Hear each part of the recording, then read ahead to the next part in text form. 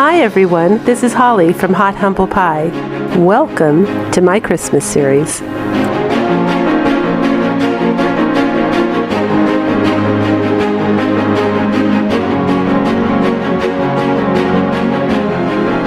And if you haven't yet subscribed to my channel, I'd love it if you click that button.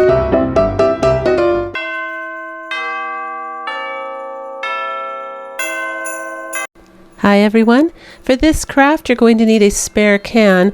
I'm using a coffee can, but you can use any can you want. Now for those of you that have been keeping up with my festive series through fall and now through Christmas, I made this for fall with pumpkin pies, but I'm doing one for Christmas because I happen to store my tea bags in this container, so I thought it would be nice to keep it up with the seasons. And this is a free printout. It's going to be down below in my description box below my video, so you can print it up and cut it out and get it from there. Now I'm starting off painting this container with white. It was primer from Kilz, K-I-L-Z. It really worked well on the last one I did in the fall season. The paint stuck on really well, and I actually was really skimpy with the Mod Podge when I sealed it, so I was really, I'm really pleased with this paint on shiny surfaces. It's working really good for me lately. And I'm just going to Mod Podge this on. Now I did want to make this look a little more festive, so I went ahead and I added some distressed looking red along the top and the bottom edges there. And I'm using a wet sponge to press the print into the lines. I didn't do that last time and it wasn't really that noticeable, but it's funny how you're so critical of yourself, but I just kept focusing on it. So I thought this time I definitely want to get that image down wrinkle free and into those grooves so it looks like it's part of the can. So the wet sponge worked really well. And then using the lid that came with this coffee can, I just went ahead and traced 3 circles with good thick cardboard in that shape of the lid for measurement. And now I'm going to glue some of the Dollar Tree towering wooden blocks in between this. Now I did this originally for height and for weight, but to be honest, when I made the lid before, I didn't do this. I just used, if memory serves me correctly, I used 4 pieces of cardboard and glued them all together. Now, haste makes waste, you guys, because I was trying to save some time by not having to cut out 2 or 3 more circles of cardboard. And now I'm covering the edges with tape because there's that air gap in between, and it makes it really fragile and more difficult to work with. Now, it came up beautiful. It's sturdy when everything's said and done, and I love my lid.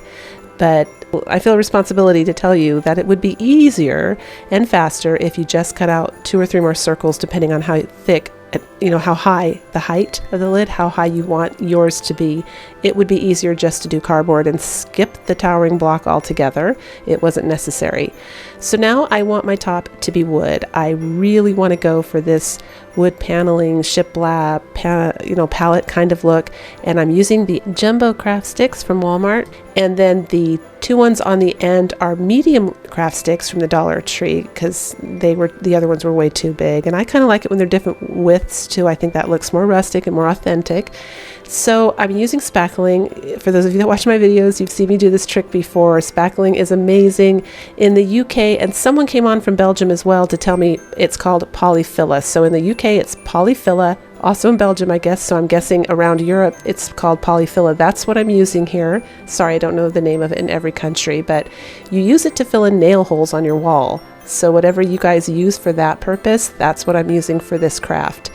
And I did the edges to smooth it out, let it dry overnight, and now I'm just sanding the wood and the sides to smooth it down just a little bit. And I decide I want a green lid. I just want to jazz this up a little bit more, make it a little more festive for Christmas.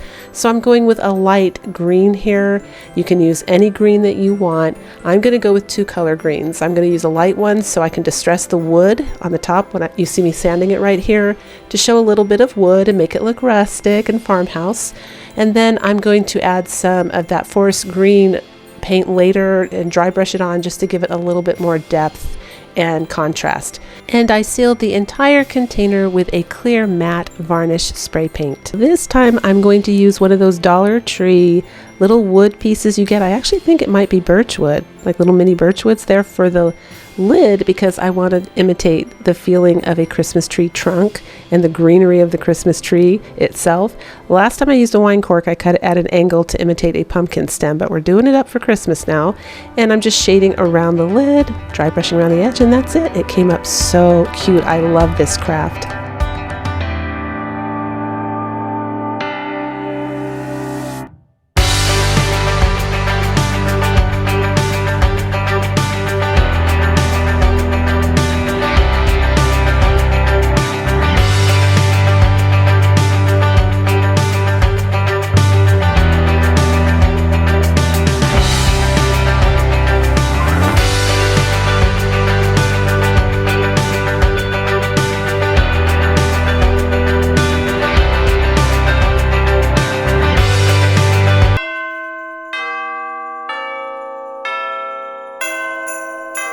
So I don't know about you guys, but I'm a little short on Christmas accent pillows. So I thought I'd make one, because when you price them at the store, they're just too much money. I cannot stand buying pillows. I have like a, I get so frustrated when I see the prices, because they're usually so expensive even at Walmart or cheaper places. And I end up buying cheap Walmart bed pillows. So the indoor ones, I usually just buy a pillow from Walmart. I've been doing that since the 1990s. The pillows in the center aisle in those big bins, they're always so cheap, and they're often cheaper than the polyfiber fill. So after I cut out a pattern for my Christmas tree, and I changed it up a little bit, I just used, the Dollar Tree little wooden ornament for a rough sketch, and then I chose some Christmassy plaid material, and now I'm just going to use hot glue and glue the little, I think it's like a washing cloth from the Dollar Tree for cars, but it works beautiful for it's really big when you unfold it, and it works perfect for an accent pillow for Christmas. And of course it's got that really warm, cozy, fuzzy look like snow. So I saw it and I thought, ooh, that would make a good pillow. I've been wanting to do this since summer. Now, I will tell you, I was skeptical about using a hot glue gun. I know there's hot glue for cloth, and it's washable. And I thought, oh, what if this comes apart? Well, anyway, you guys, at some point during this craft, I changed my mind, and I started to attempt to pull the Christmas trees off. And then I thought, okay, all right, whatever. I'll just undo the edges of the white fiber cloth. Anyway, nothing would budge. No matter how hard I pulled, I would have damaged the cloth on both counts, the plaid and the little fuzzy white wash, whatever that is, that cloth. So you're definitely committed when you use hot glue. You will not have to worry about anything falling off. I don't know if it washes, but I suspect if you wash it in cold water, if you can't pull it apart when you're pulling that hard, I suspect you could wash this in cold water and it would work just fine. So I decided to take a brown permanent marker and just edge the edges a little bit. Now, word of warning, if you want to overstuff your pillow, I recommend you wait to do any kind of edge with a marking pen after you stuff your pillow, and that way it won't spread apart and move away from the edge there. But I love this pillow. It came up so cute.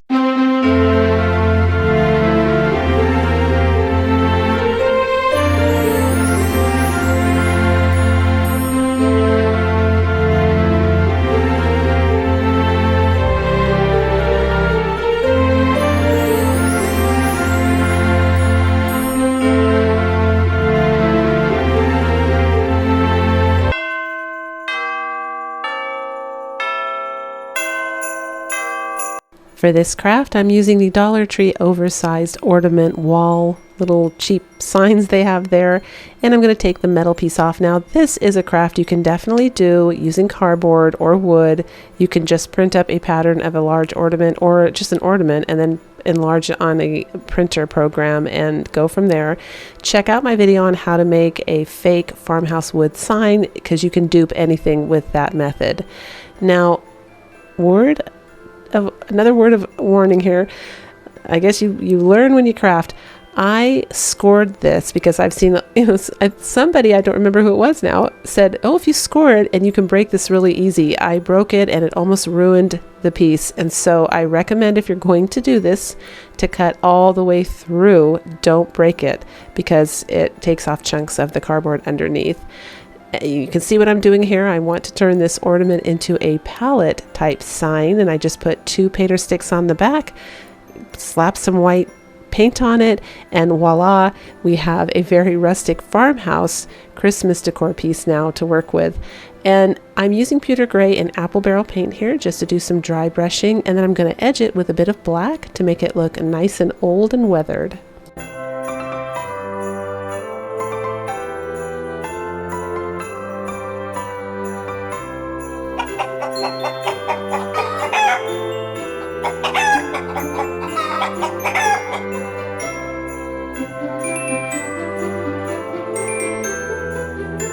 So just taking some of the super glue here, I'm going to glue on one of those metal Dollar Tree signs, and I chose the word peace and used a little bit of hot glue to hold it in place.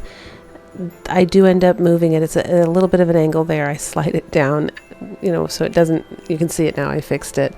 And I'm going to go ahead and glue the metal piece that I took off the top back onto the top. Now for my home decor, I would have stopped right here and maybe tied some of those rusty bells on the top or some distressed little round baubles, some Christmas baubles, little ornaments, and called it a day because my decor is rustic. But this is a gift for someone and their home is a little more traditional Christmas decor, so I'm going to go ahead and add a bow. This is the buffalo check red and white ribbon from Dollar Tree, which I never find, and got really lucky this year and found it.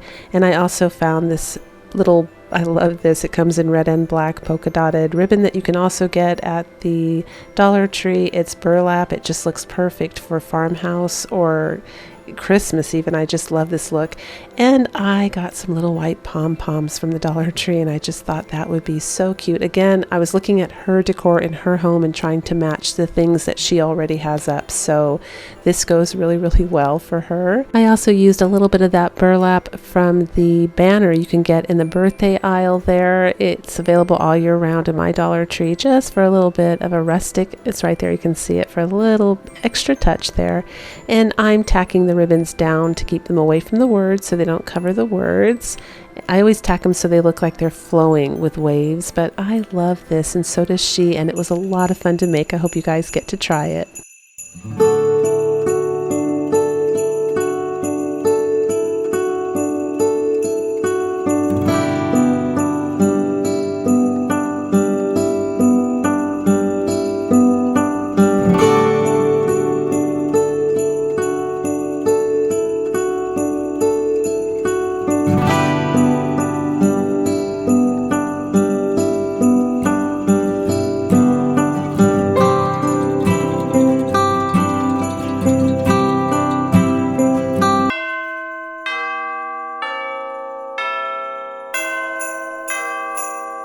For this craft, I'm going to use a smaller stovetop cover, some of those little macarachi beads, and a little terracotta plant pot. Now, that wasn't from the Dollar Tree, but I have seen both large and small terracotta pots come out during summer, so you can keep your eye open or you can substitute that with something else. It doesn't have to be terracotta, it could be a plastic one, but just a little bottom for this.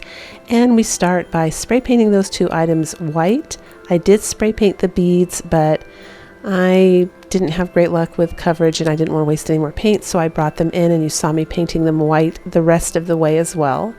Now, to make sure this bottom sticks to the top, I'm adding some masking tape, and that's always worked for me. If you guys want to try and do it with a super glue, you can. I tend to make, I craft a lot for fun. It's a hobby, so a lot of things get given away after a while because I want to make new things and I have to make room for them. So this doesn't really have to last more than maybe 2 or 3 years, and then I might be moving it on or maybe even taking it apart to use it for another craft that's on trend that I want. Some things I keep forever, but like all crafters, if you're crafting like 300 crafts a year, you realistically do not have room for all of that in your house. So you got to get creative. You give it away.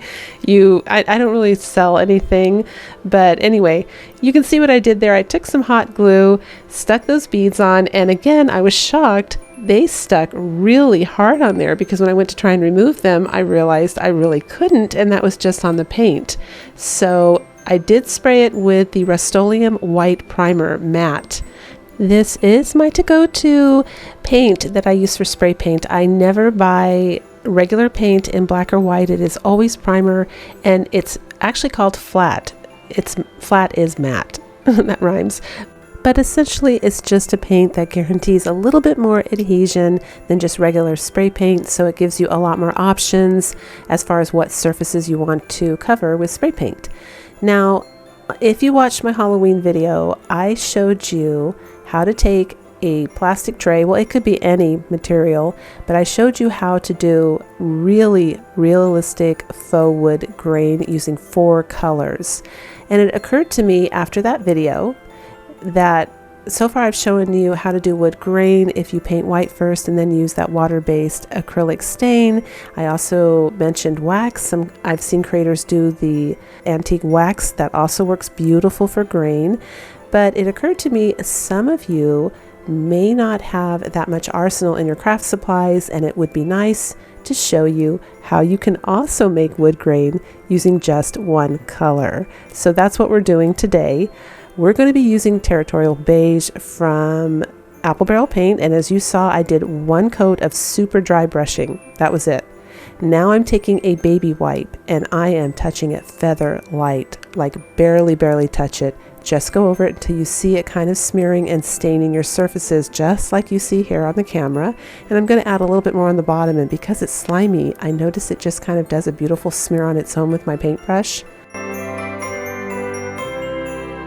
So first you do 1 dry brush, then you do the wipe where you just smear it a bit, then you go over it with another dry brush, then you do the wipe, and then a final dry brush. And this is what you end up with, you guys, and it's a beautiful color of faux wood. It's very 3-dimensional, even though you only used 1 color. Now the trick is to make sure though that that paint you put on is dry when you're dry brushing. Don't put it on too wet. It needs to be dry, and you're feather light with the wipe over it. But look at this. I made this for my farmhouse hutch. It's in there right now. It's holding a Christmas tray, and it is so beautiful.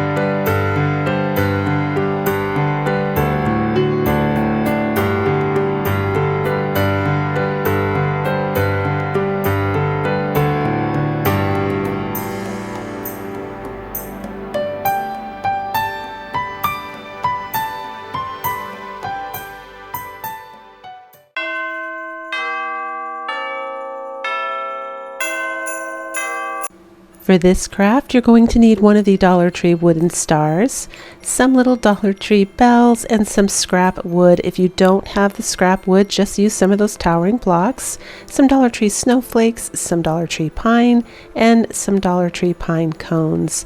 Now, for those of you that watched my videos, you've seen this a lot. I take the Dollar Tree pine and trim it down for smaller crafts. It makes it look a little more expensive, and of course it fits the smaller craft a little bit better. And I'm just going to remove one of those snowflakes there.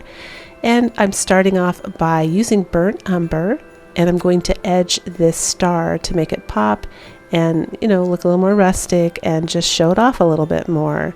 So this star, I think, is carried all year round in a crafting section.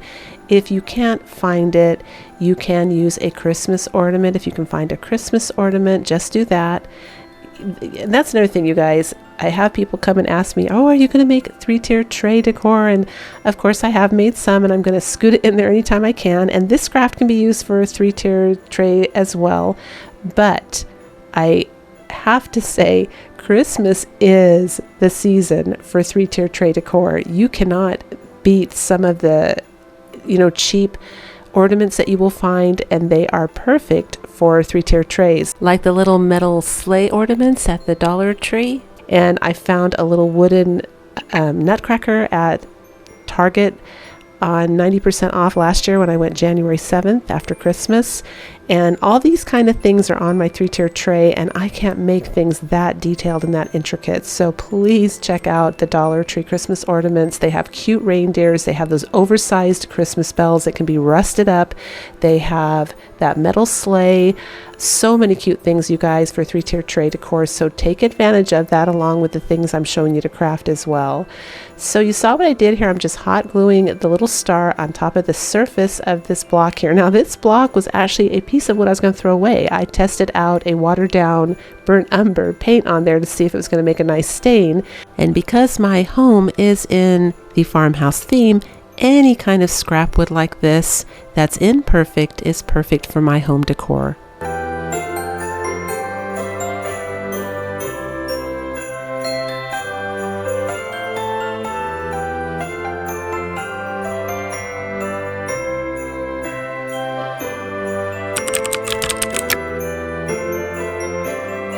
I'm just taking the pine there that you can see I frosted it up with some white paint. I just painted white paint on there to make it look nice and flocked.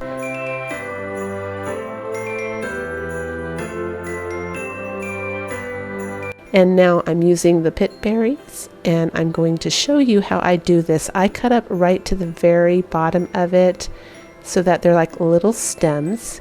And then I'm going to grab them in a group, and I twist really hard and twist them all together to make sure they stay together when I glue them down. And go ahead and use some pliers or whatever you need to make sure those wires are twisted together. But that's it. This is a super easy craft. You just take your favorite rustic ornament, decorate it with more rustic decor, and voila, you have a super high-end, beautiful rustic decor piece for Christmas.